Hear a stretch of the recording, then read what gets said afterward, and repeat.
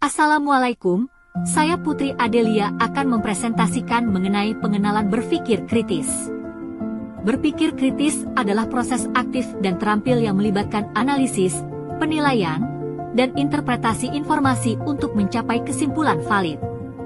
Kemampuan ini penting dalam pengambilan keputusan dan pemecahan masalah di kehidupan sehari-hari. Manfaat berpikir kritis yaitu kita dapat memahami perspektif orang lain dan mengkomunikasikan ide-ide kita dengan lebih jelas dan persuasif. Berpikir kritis memungkinkan kita untuk menganalisis informasi dengan lebih baik, sehingga dapat membuat keputusan yang lebih tepat dan terinformasi. Berpikir kritis mendorong kita untuk berpikir out of the box dan menemukan solusi inovatif untuk masalah yang kompleks. Kemampuan berpikir kritis membantu kita untuk mengenali manipulasi, propaganda, dan informasi yang menyesatkan. Tingkatan berpikir kritis dimulai dari tingkatan dasar, tingkatan menengah, dan tingkatan lanjut. Pada tingkat dasar, fokus utama adalah menerima informasi tanpa mempertanyakan sumbernya dan tanpa proses analisis mendalam. Selanjutnya, mereka mulai membedakan antara informasi yang relevan dan tidak relevan, tetapi belum mampu menganalisisnya secara mendalam. Evaluasi. Mereka mempertanyakan sumber informasi, validitasnya, dan bias yang mungkin terkandung di dalamnya. Analisis. Mereka mulai menganalisis informasi secara lebih mendalam, memisahkan fakta dan opini, dan mengidentifikasi hubungan sebab akibat. Sintesis. Individu mulai mensintesis informasi dari berbagai sumber untuk membangun pemahaman yang lebih komprehensif.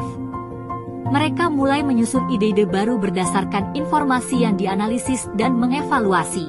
Evaluasi pada tingkatan akhir berpikir kritis dimulai dari evaluasi kritis di mana individu mampu mencari informasi secara implementasi tidak hanya informasi, tetapi juga proses berpikir mereka sendiri. Selanjutnya kreativitas, di mana mereka mampu berpikir kreatif dan inovatif, memunculkan solusi baru untuk masalah kompleks. Dan yang terakhir penerapan etis yaitu mereka mempertimbangkan dampak dari keputusan mereka dan berusaha untuk bertindak dengan adil dan bijaksana.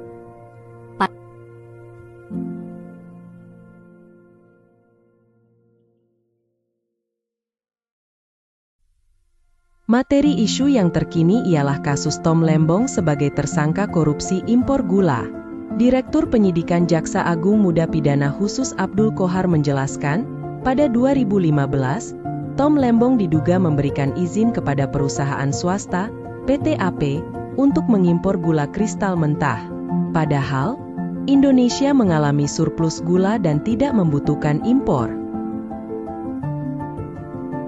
Gula kristal putih yang dibeli PT PPI dijual oleh 8 perusahaan swasta itu kepada masyarakat dengan harga Rp16.000 per kilogram, lebih mahal dibandingkan harga eceran tertinggi, HET, gula saat itu, yang mencapai Rp13.000 per kilogram. Selain Thomas Lembong, Kejaksaan Agung, Kejagung, mengumumkan tersangka lain dalam kasus dugaan korupsi impor gula di Kementerian Perdagangan, Kemendak, tahun 2015, yaitu Direktur Pengembangan Bisnis PT Perusahaan Perdagangan Indonesia, PPI, berinisial CS.